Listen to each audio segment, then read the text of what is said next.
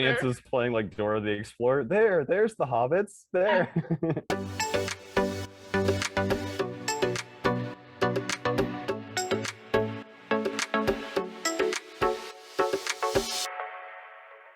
Hello, welcome to the Bookends, your newest ASMR book-based podcast. Just put the mic on your Actually- bookshelf and like hit it across the book.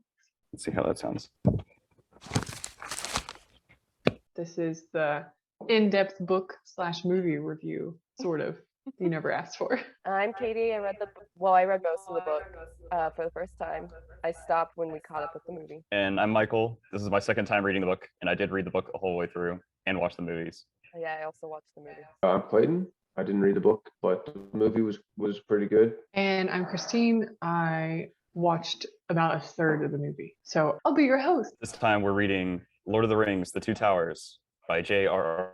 Tolkien. Spoilers. There's spoilers. The book was set up where the first half was Merry and Pippin, and then the second half was Frodo and Sam. In the movie, it's almost the reverse. And then they stop early on Frodo and Sam's story in the movie. The spider part, which is alluded to, happens at the end of this book, but not in the movie. I think it picks up with just an opening scene of Gandalf falling down the giant shaft. And then do they shift to Sam and Frodo? Frodo like wakes up. Like it's made to seem Oh, like you're Frodo right, was you're potentially right. dreaming then. And they come across Gollum / Schmeagol. He's trying to steal the ring back. And then somehow they are able to capture him and tie like the simplest like shoelace string around his neck. It was an elven rope that they got from Lady Galadriel before they left. And then they're basically going to use him as like a guide. Well, they're going through the swamp, and that's like an old battlefield. And then they go to the gate. They end up going to like the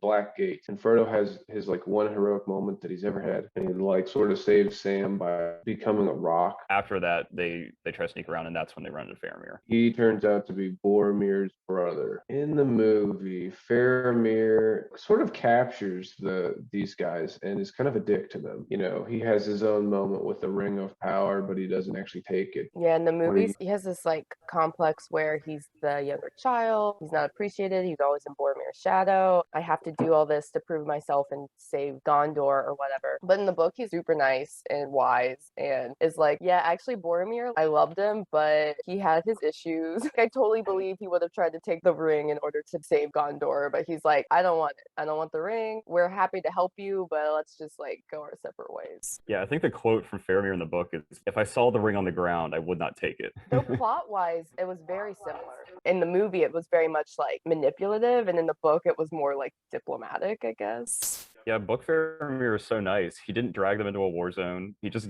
gave them supplies and said, "I hope your travels are good." At the end of the movie, after they've left Faramir, they get back on course from, I guess, where the book was. Gollum is trying to take them to the spider, but they don't know it yet. Sam from the get-go doesn't trust him. And Frodo sort of feels pity for him. Meanwhile, we've got Merry and Pippin, and they're just, riding around on the backs of orcs. Christine actually thought that the orc didn't know that they were there, and they were sort of like incognito. Because the orcs at the beginning were like, "Do you smell man flesh?" And I was like, oh, okay. Like, so Merry and Pippin have just like latched on. And they Like all the know that audience they're- is playing like Dora the Explorer. There's the hobbits. There. Swipe or no swiping. But that whole group gets quickly ambushed by like the horsemen of Rohan. They pretty much just slaughter the hell out of all of the orc guy. Merry and Pippin sort of narrowly escape. The other gang members, Gimli, Legolas, and Aragorn are sort of like tracking them along. They come to the site and basically think that Merry and Pippin were killed. Meanwhile, they go off into the forest where they meet the Ents and they meet Treebeard. He's like a tree herder. Yeah, Ents are their own beings. They're very old. They are the basically good equivalents of trolls, just like the orcs are the elf equivalent. They've evolved and become more secluded in the world. Some Ents have become more tree-like, and some trees have become more Ent-like. So there is like a blurring between the two. But also Treebeard was like so much chiller, like so cool. cool. He meets Merry and Pippin. He's just like, hey, what's up? Doesn't distrust them. He's like, are you orcs? You don't really look like orcs. They're like, no, we're hobbits. He's like, I haven't heard of hobbits. Cool. And then he just like hangs out with them. He's like, I'm gonna take you to my home. And he feeds them. And they're also drinking this water that makes them grow. And then they call the Ent the big meeting of the Ents. And in the movie, they were like, we have decided you are not orcs, but we won't go to war. That's not how it goes. They actually decide to go to war. They're all very angry at Saruman. And he's taken them to the White Wizard. In the movie, Treebeard brings the Hobbit to Gandalf as the White Wizard. And they think it's going to be Saruman, so they're freaking out. And then it's like, Gandalf, you're alive. But in the books, Aragorn, Legolas, and Gimli, they track them all the way to the forest. And then that's Gandalf just like shows up. I mean, that sort of happens in the movie, you know, like they do track them. Aragorn is, look, I'm just like looking around at the grass and here's where they were rolling around and all this crazy stuff. And then they try to attack Gandalf because they think he's Saruman. Oh, yeah, that does happen in the book too. They try to attack him, but he just like quickly disarms all of them and is like, I'm Gandalf and I've got straight hair now. Like Merry and Pippin, they go do their own thing with the Ents, and the Ents are just going and attack Isengard or whatever. The core gang here go to Rohan, and then the king is like possessed by Saruman, and Wormtongue is like also that. Grimo. I hate that. Who would have thought grimy Wormtongue is like a bad character? Yeah, why would you have that guy as your right-hand man? He used to be loyal, and then he was tempted away by Saruman by promising to give him Awan, which is like so creepy. I don't like that Eowyn, similar name to Erwin. I mean, it would be hard to come up with a lot of names. It's better than freaking Kale. All right, it's better than that shit. And then also there's like a weird sort of love interest. He's like remaining faithful. He's faithful to the elf that he whispered on the bridge in the books, like briefly. We get none of Arwen in the book. He is not there. He does not remember her. There's none of this like laying on the tomb while everyone floats away on the ocean. Like he sees Eowyn and recognizes in her that she's like the daughter of kings, and he like senses like she's a great leader, and he kind of stands up straighter. And then she does the same. She looks at him and recognizes like, damn, you're like the great king descendant. And like she stands up a little straighter, and that's them flirting. And there's no remembrance of a prior commitment to a dying elf. Some like face touching. Spicy. So they go to this town, and then Gandalf like, you know, busts in and sort of like does an exorcism of this king dude. That's when Saruman realizes that Gandalf's still alive, and he's like actually equally powerful now. Or they're both white wizards. There's only one white wizard. So when Gandalf came back after his trial and was the white wizard, Saruman basically got demoted, and he is a wizard of no color. He offers Saruman a chance to like repent and help them, and he's like, nah. And he basically leaves Saruman trapped in his tower. But yeah, this is sort of Saruman's comeuppance. He was trying to name himself like the Wizard of Many Colors, and he would like wear like rainbow clothes that would sparkle, and now he has no colors. So they take over the horse town. Yeah, in the movie they leave Edoras and they just go to Helm's Deep. All the people and the army all together. And Theoden's like a little bitch. In the movie, he's like, I don't want to fight anymore. We need to be conservative and save our people. And in the book, Theoden's like, I know I'm old, but I'm going to be out there, front lines, riding in this war. Let's just go kill some orcs. And like Gandalf's like, you should do this. And in the movies, he's like, no. And in the books, he's like, yeah. In the books, their like original plan was they're just going to try and meet them out in the open field and just have a big fight. And then they instantly realize there are a lot of orcs, and they pull back. I feel like I'm missing a big part. Like, okay, Aragorn was hurt. Oh, he fell off a cliff. There was an extremely long another horse heroic scene where a horse just carries someone like days. He falls off the cliff, seems to be nearly dead, just kind of, you know, hunched over on this horse. And magically, as he's riding it, he just gets healthier and healthier. I don't understand what happened there. They just made that up. That wasn't in the book at all. Oh, we're taking the people and the warriors all to the same place. And so, of course, they get ambushed on the way by the Warg Riders, which is totally only a movie thing. The fight scene is very cool. You just see all the torches of the Uruk-hai army kind of coming in. I mean, they all stop. And then some doofus freaking shoots an arrow and just kills one of them. And then they just all charge. There's these freaking ladders that they just, you know, sling up on the wall. They have berserkers. And those are pretty cool. They just like don't have any armor, but they're just like jacked. They basically just start kicking ass.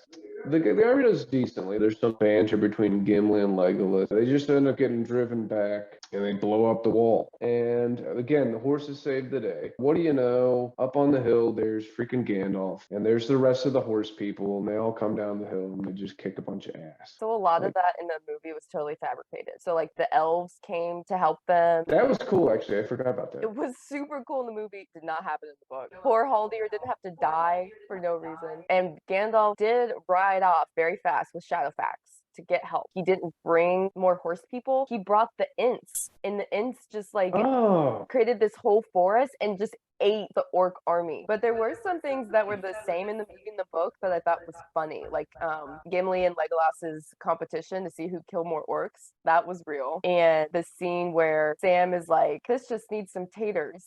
And Smeagol's like, what are taters? And Sam's like, potatoes. That's a direct quote from the book. That was actually in the book. Okay, heck yeah. But okay, so what did you guys think? Overall, I'm gonna give this also 4 out of 5. It's pretty much on par with the same entertainment value. It's more actiony, I think. I think the plot line was a little bit more interesting in the first movie. This is kind of just like bridging things. Overall, it was still pretty cool. I think I gave it 3.8 out of 5. I liked it a little bit more than the first one, particularly Merry and Pippin's story. You got to see the skills of everyone in the fellowship more. So like you got a lot of Aragorn's tracking, which was cool, and Legolas's elf sight, and you learned a lot about dwarves and how they also don't like horses, which is awesome. I like relate more and more with Gimli every time I learn more about him. And even like Frodo and Sam's part, I think Frodo was less whiny. He was more like coming into his role as a ring bearer. Yeah, a lot of bad guys got defeated, which I think was fun. And Faramir was refreshing to have another like righteous character and not another man acting through folly of his own interest. Hubris, that's it. But it was, again, very long-winded. Yeah, I give this a 4. I like this book a lot. I think I liked it a little bit more than Fellowship, but I like the Fellowship movie more than the whole Two Towers movie. Although I think this movie has my favorite score out of the 3. I really like all the Rohan themes. They feel really homey. During their whole tracking sequence, this is where we really get to learn about the characters of like Gimli and Legolas a lot better. And then Merry and Pippin actually seem like separate characters. So it's just nice having like seen these movies to see that there's a lot more characters behind a lot of these people. Trope Roundup. Trope Roundup, okay. Gandalf naked on a mountaintop for 2 days. That's pretty spicy. Wait, he was naked? He wasn't naked in the movies. He was naked. They just didn't show you everything. So yeah, we got naked Gandalf. Oh, that's right. We had the scene where Smeagol was like, is that a trope? Naked wizard on the mountain. Old man definitely trope. A trope. And then there was the scene in the movie where Smeagol was like talking about fish, and he was like, "I like it raw," and he got really up close to Sam when he said that.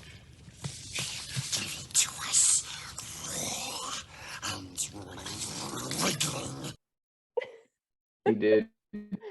That's about as spicy as it got. We have a bit of a lover's triangle, some longing looks. Some face touching. Gimli's talking about dwarf women. A lot of people don't think that dwarf women exist because they look so much like dwarf men. Did they talk about dwarf women in the book before? I don't remember them talking about dwarf women. They do talk about Ent wives, and they've been lost for a long time. Heroic horse trope. We've got another like, Deus Ex Machina with the Ent. The dead people in the water. Is that a trope? Well, Gandalf has a staff. I guess that could be spicy. He knows how to handle a staff. We won't go into detail on that one. Oh, third review. I'm gonna say best scream. Best scream. Like we each do our best scream, or our best scream from No. the movie? Best scream from the movie. It's gotta be when Aragorn or when Viggo Mortensen breaks his foot. Like that's iconic. Definitely. I feel like Smeagol also has some great screams. He does. Yes, when I first remember meet that. him, like There's he's some just really like, good ones. like they're just I don't even know how. This is where we should edit in a Schmeagol scream. This is the part where he just goes. What was yours, Katie? Treebird had some Yeah. like pretty good screams.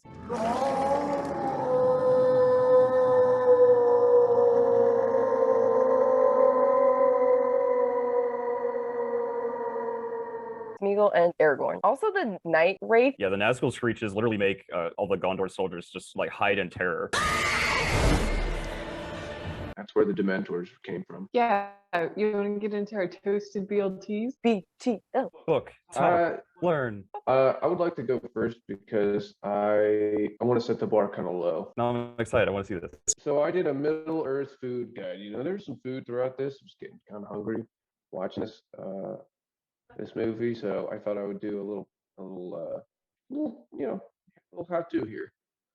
So not all of these are in the movie. Most of them aren't. That I had to sort of do some research here. So I found a couple of distinct Lord of the Rings type foods, and most of them honestly don't sound that good. So we've got cram, which I don't think that this was in this movie, but it's sort of like a hardtack biscuit that lasts for like a really long time, and it doesn't really taste that good. It's sort of like a ration you take on a long journey. Is this what Frodo and Sam were eating? No, that is lembas. Oh. And that is it's basically like a better version of that stuff made by the elves because they do everything better. So it is like cram, it's better. And then there's this other thing sort of similar. It's another freaking biscuit-like thing. They eat a lot of bread and biscuits and stuff like that. And it's called honey cake. And also don't know, it wasn't in the movies either, but and it's some other random character that's not in the movies makes this thing. Or maybe this is in The Hobbit even. I don't know. But when I was researching these foods, it came up as well. And then there's another thing here, which is petty dwarf roots, and maybe has another name or something. But I did use the Lord of the Rings fandom Wikipedia for a lot of this research here, and it just says that there's a special root that is really only known to dwarves, and it tastes like bread, and it sort of has the consistency of bread, but it's a special root. And then kind of the best looking thing in this movie, I think, was the rabbit stew. And this was, it's pretty much a classic Irish English rabbit stew, looked like. So anyways, we're going to kind of go through how you might make some of these things. I'm not going to go through all of them, but I do have some links that I'll be posting in case anybody wants to make these. There's some people that did a lot of research, experimented with these things. I wanted to make the rabbit stew or something like that and try it out, but I made this morning, so I did not have time to do it. But we'll just start with the lembas bread. So the lembas bread, it looks kind of like this. It's pretty cool stuff. It's okay. It's like it's better than the cram, but it's still sort of like something you'd take backpacking or something. It's not like this is not like the best, most flavorful thing you'll ever have, but it still looks pretty good. So I found this blog from the Starving Chef, and they made this lembas bread. So if you want to see how to do all this specifically, you can go here and really get some great instructions. I sort of condensed it for this presentation here, but basically you just need some flour, you need some warm water, some sugar and yeast, of course, to make your dough, a little bit of salt there too, and we'll go into what to do later. But we've got some seasonings, Italian seasoning. I'm pretty sure that's not from Lord of the Rings. I think that they really should have done more research on this part, but we'll accept it. We've got olive oil. And then I don't even know what this is, but fleur de sel. I guess maybe that is flaky salt, but flaky salt there. So real quick, basically, hold on. Yeah. Does anyone else feel like his sound is really like gravelly or hard to hear, or is it just me? A little bit. Okay. I I don't know if you have. Okay, maybe it's just me. I'll try to go slower. Maybe that will help. So to make this lembas bread, basically you're going to make the dough by mixing the flour, salt, water, yeast, and sugar, and stand the mixer, some kind of large bowl, and you let that rise until it roughly doubles in size. Then you're going to add your herbs and your spices, maybe drizzle a little bit of olive oil on there, and leave it. for a little bit to rest, and you'll preheat the oven to 375 degrees Fahrenheit. After that, you'll cut it up into little squares. I probably should have put this on there. Make it look kind of like the nice lambda bread cracker-like things. And you'll lay it out on a baking sheet, and you'll bake for 20 to 30 minutes. And after the 20-minute mark, you're going to check every 5 minutes to make sure that the bread is good to go. And if it is, you take it out early. If it's puffed up and baked all the way through, it's got that golden brown. And then you take all that and you wrap it in a large leaf. I wasn't sure exactly what kind of leaf, so it just seemed like it would kind of make sense because I've had tamales like that. So that's a little improv there. Yeah, that's next we're gonna definitely do the best way. You get that plantain flavor. Perfect. plantain leaf. That's definitely something you could find in the Middle Earth. So this one, I wanted to just go ahead and share this. What we need is a few good taters. Yep, I can hear it. Taters, precious. What's taters, huh? Potatoes. Boil 'em, mash 'em, stick 'em in a stew. Boil 'em, mash 'em, stick 'em in a stew. Boil 'em, mash 'em, boil 'em, boil 'em, boil 'em, mash 'em, boil 'em, boil 'em, boil 'em, mash 'em, stick 'em in a stew. Boil 'em, mash 'em, boil 'em, boil 'em. Potato, potato, potato, potato. Boil 'em, mash 'em, stick 'em in a stew. Boil 'em, mash 'em, stick 'em in a stew. Boil 'em, mash 'em, stick 'em in a stew. Boil 'em, mash 'em, stick 'em in a stew. Potato, potatoes. Taters. What's taters, huh? Taters. What's taters, huh? Boil 'em, mash 'em, stick 'em in a stew. Boil 'em, mash 'em, stick 'em in a stew. Boil 'em, mash 'em, stick 'em in a stew. Boil 'em, mash 'em, stick 'em in a stew. What's taters? What's taters, huh?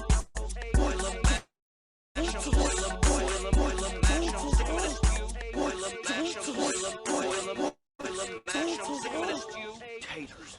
What's taters, huh? Oh my god, the end of that just was a little I hope you guys enjoyed that. something like out of a nightmare or something at the end. That really What the shit is clarified. going on? Oh God.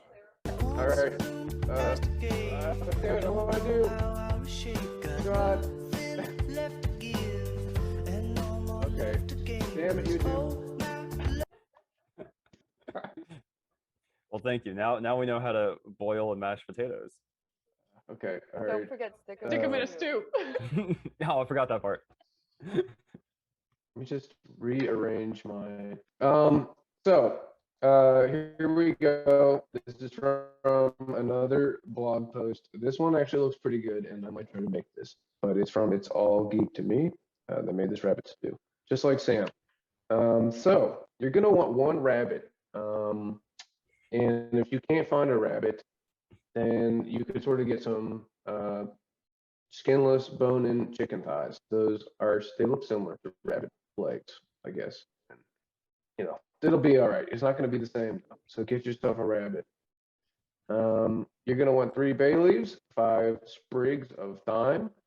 You're going to want a bunch of sage leaves, turnips, carrots, potatoes, coconut oil, black pepper, a little bit of lambdas. You got a little bit of lambdas laying around from your previous thing. You're going to want to put that in there. And then some chicken broth here. And, so first thing you're going to do is forage for those ingredients. This is really going to make this better. You're going to be glad you did. So, if you can catch the rabbit yourself, if you can get all those turnips and potatoes and carrots, you should get them from the wild. And you're going to chop up all the vegetables. You're going to do a little saute with the rabbit, the turnip, the carrot, potatoes. So you're going to make sure those are sort of nice and golden brown. They're pretty much cooked through. And you're going to take your flour and you're going to just add that to your saute dish there until you've sort of got yourself a nice roux to thicken up this stew here. Then you're going to add your chicken broth. You're going to add your herbs and whatnot, and you're just going to let that simmer for like 90 minutes. Or if you've got a crock pot, turn this into a crock pot recipe. Bam. You let that cook all day on low. You can have yourself a delicious rabbit stew. And that's it. That's all I got, guys. The rest of that stuff, I have no idea how to make it, so I'm sorry. But I hope you enjoyed this. Check out the link. They, if you want to make this stuff. I was hoping you were gonna show us how to make the flesh of humans that the orcs like to eat when they travel. I was thinking about that actually. You want me to go next, Michael? So my BTL is a how-to guide, how to track hobbits that have been abducted by orcs. And in this presentation, Michael will be playing the role of Hobbit. So generally when you're tracking, there's two components. You have sign tracking, which is basically looking for overall patterns and disruptions in the environment. And then there's the actual tracks that a person or animal makes. So in terms of sign tracking, we'll start with large scale signs. Here we're looking for, specific landscapes that you think they might be at, like obviously in an open plain. If you don't see them, then they're not there, or like really condensed brush, they probably aren't going through. So you're looking for those like transitional areas, like commonly used travel routes, sleeping, feeding areas, things like that. So here we've come to a fork in the road. We don't know. You go this way. There is a fence that says private property. We don't see any breaks in the foliage. So we do believe they turned at this point, likely away from civilization. So next we have medium scale signs, which are probably the most commonly used scale you're going to use, but if you see any evidence that they've passed like breaks in foliage, or they've dropped something like debris, or maybe like part of their hair, clothing, feathers, whatever's on the ground, things like that. So here's our first sign. We're again approaching some thick foliage here. I think unlikely for him to have passed this way, and unlikely to be along the fence, but as we came along, look at this. Oh, amazing break. It does look like he put up a little bit of a struggle. Definitely had to be dragged through this area. Medium scale signs is scat analysis. So here I've included for you guys various types of scat. I would assume Hobbit and Orc scat would both be tubular, as they're pretty like omnivorous to carnivorous. Might be a little tapered or oblong. And they're probably gonna, based on their diet, will be pretty large. So it's important to know all animal scat so that you know what you're looking at and when to rule out whether it's the thing you're looking for. So here we got some scat. We see some scat. Looks tubular, likely canid, possibly humanoid, but I believe too small in size to be Hobbit. It's been deposited, but to really do that reliably, you have to, one, see it come out of the animal, and two, break it open and assess, the hardness and temperature of the scat throughout. So I did not do that. Wasn't trying to find Michael that bad. Alarming development. You think we see some blood here in this branch? I hope they're not hurting him. We checked in on Michael later. He wasn't actually hurt, so I don't know where that blood came from. Yeah, I was like, there's no way he's gone all this way. We thought all hope was lost, and then regrouping, going back to our last sighting, boom. I don't know if you guys see it. He has cut his ties. He's a free man. Hopefully so clearly Michael did good and escaped. Yeah. We see here some food left behind. Apparently, we're bad trackers. That's been there this whole time, and we just now saw it. Apparently Michael had been laying out for us, but we didn't see until after we found him. Okay, next we have small scale signs. So these are like compressions in the ground, or something called side heading, which I'll get into in a little bit more detail. Here at the start, tracking Michael the Hobbit. And I wanted to show you guys here an impression on this once standing plant is now crushed with sand. We think they're following this natural deer path through the forest. Probably by Michael, maybe by someone else. Okay, so side heading is this technique where you're able to see tracks that are otherwise not visible on a solid surface by changing your angle and looking for the light and kind of catching the surface of that track. So first you want to lie down on the ground, which sounds crazy, but this is a real thing. And Aragorn uses this in the book. You face the light and then you look at a low angle as possible to try to see that track better. So here we have a smooth surface, this floor, looking at it, you wouldn't see anything. But you get down on the ground with the light towards you and you start to see these little raccoon paws. And when you lower that angle, you can clearly see now that track, which wasn't seen previous. So I gave that a go as well. Okay. We've been doing our side heading.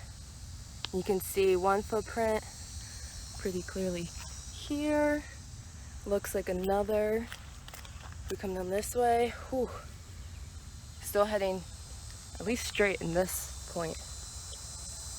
Okay, and then last there's ghost scale signs, which I don't really understand. It's like when you expect to see signs that you don't anymore, that means that someone went by, like missing spider webs, or like there's usually dew and now there's not dew. I don't know, stuff like that. I didn't really understand it, so I didn't use it. Okay, then next we have the actual tracks. So you want to look at the track itself. You want to look at like the width and the size of it. You want to compare it to its stride and the length of the stride. You want to see what direction it's going. You know, you can sometimes tell like the speed of which they're walking based on the track pattern, things like that. Aha! We have seen a footprint. We are on the right way. It does appear by the stride and the pitch that he's heading in this direction.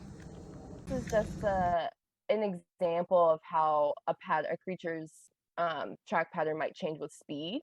So this can kind of tell you how quickly they're traveling, and these orcs were traveling pretty fast, but this generally works better if you have four-legged creatures. So as an orc walks faster, we just expect a longer stride. And this is, again, an example of patterns of different animals, which I've included in case you see them, like if they're riding horses or wolves, as they sometimes do in the book. And here's a little breakdown of, canids, what you look for. Wolves can't retract their claws, so you should always see claws associated with their footprint, and they have a more diagonal walk, things like that. Okay, now if we look here and we're looking at hobbits, their feet pretty big as compared to like the rest of their body, but similar in shape to human, but their stride is much shorter.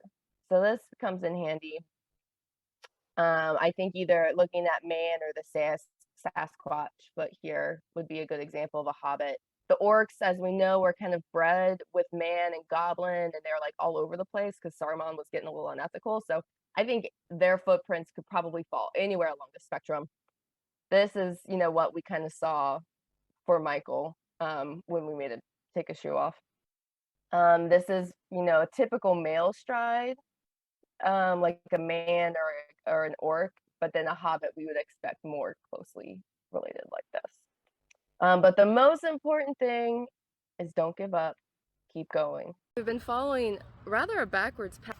The direction we come, the brakes are going forward, but it was the only path we saw, and then, oh no, Michael! You found me! We rescued you! Thank you, friends, thank you. You wouldn't believe the journey I've been on. Oh my god. Yes, we persisted. We found him. He actually at some point had circled around. He was afraid that we had gotten off track, and he found us, saw that we were still on his trail, and then went back and was hiding. And so that's why at the end the trail was in the opposite direction that we expected it to be. So did you just find Michael and then tell him to go hide and just let him loose?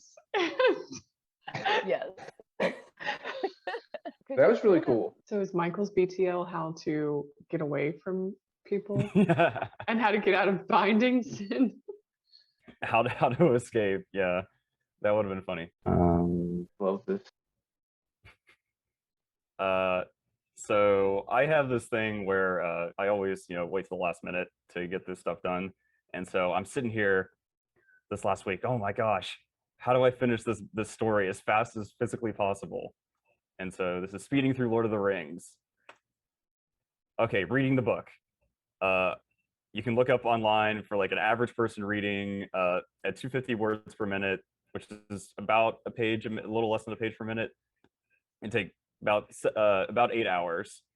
I could speed read it though, and I got it through it in 6 hours and 3 minutes, which is good, but not fast enough. Could try watching the movies. The extended edition, 3 hours 43, or we could cut 44 minutes by just doing the regular theatrical edition. Just get to 3 hours. But looking at this, I didn't think it was fast enough.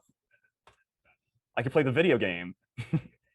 I played this a lot as a kid, but you can check up like all kinds of video games on timebeat.com, and this 6 hours is just way too long. But could I do this faster? Speedrunning is the act of playing a video game with the intent of completing it as fast as possible for the purposes of entertainment and or competition. There's a whole group of people who love to play video games, and you play them basically as fast as possible, and you upload it along with like your time or your score. And there's basically just a whole competition always existing, and you can play literally any video game and like upload your run of the game and just put it up on the leaderboard and try to compare it against other people. And then there's all kinds of forums filled with lots of information about little tricks or glitches or like little speed things to just get through video games as fast as possible. So I went in and started to play the Lord of the Rings video game on the GameCube. Yeah, so what you saw there was basically the first level of the video game. Over on the right-hand side, I've got a timer that's running, and every time I finish a level, I click so I can keep track of how fast I'm going. And so yeah, like basically this Lord of the Rings, the Two Towers game is just sort of like an action beat 'em up. You play as like Aragorn or Legolas or Gimli, and you just slash people with swords, and then try and move to the end of the level, and beat a boss, and move to the end. And it goes through the whole Fellowship and Two Towers stories. Tricks would be doing things like get away from them, don't let them hit you, sprint around, because it would waste time to fight them. So this is me running away from a horde of goblins.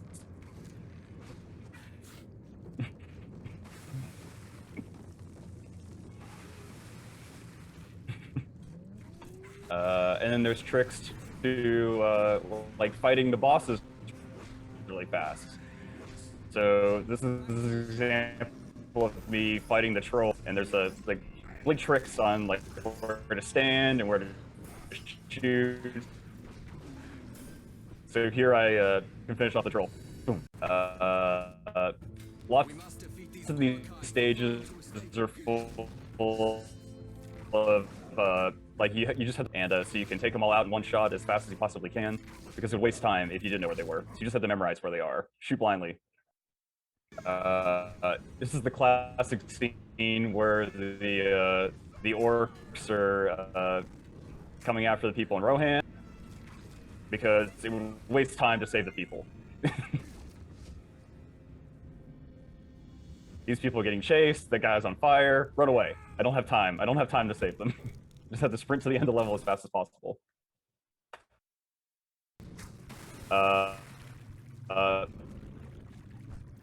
There's little glitches in game sometimes too, in this like kind of swamp area, and it's like really hard to walk through, but it doesn't slow you down at all. So you can just back jump through all this water that's supposed to keep you from moving. And so yeah, you can finish that level really, really quickly. This was the worst level of all time. Takes 8 minutes, there's no way to speed it up or slow down. You just survive on the wall for 8 minutes, and all you do is go around and kick ladders. Which gets extraordinarily boring. So I can get through, I just like put in my headphones and play some other song while I'm waiting for this level to finish.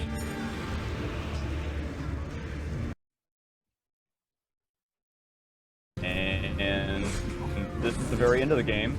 That classic scene where the trolls were attacking Helm's Deep. We all remember that.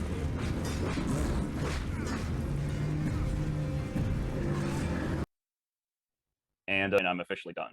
52 minutes and 51 seconds is the final time to beat the Lord of the Rings video game, which put me at third place impressive. on the leaderboard. And got me a little bronze ring. Heck yeah. That's really impressive, actually. You just did this morning? No, I did. So I probably played it for maybe 8 hours total. But yeah, if you want to watch the full playthrough, I had to make a YouTube channel to upload it onto the speedrunning website, and my channel is just called Mike Speed, and it just has one video of me playing the game. That's great. So the lesson here is like to win in life, just run past all of your problems. You forgot the quickest way is to watch our book talk. Watch your book talk learn. That was like, what, 5 minutes? Christine, you get to give awards. Yeah. Clayton, yours was most likely to be on British Baking Show. Katie's was definitely most interactive, and Michael's is, I think you said a self-declared most nerdy one, but I love how Michael also just like finds one random thing to focus on and then like laser focuses on that thing. What are we reading next? Next up is the conclusion of the trilogy, Lord of the Rings, The Return of the King. All right, guys. Well, I'm gonna go cool, take a- guys. This was good. Yeah.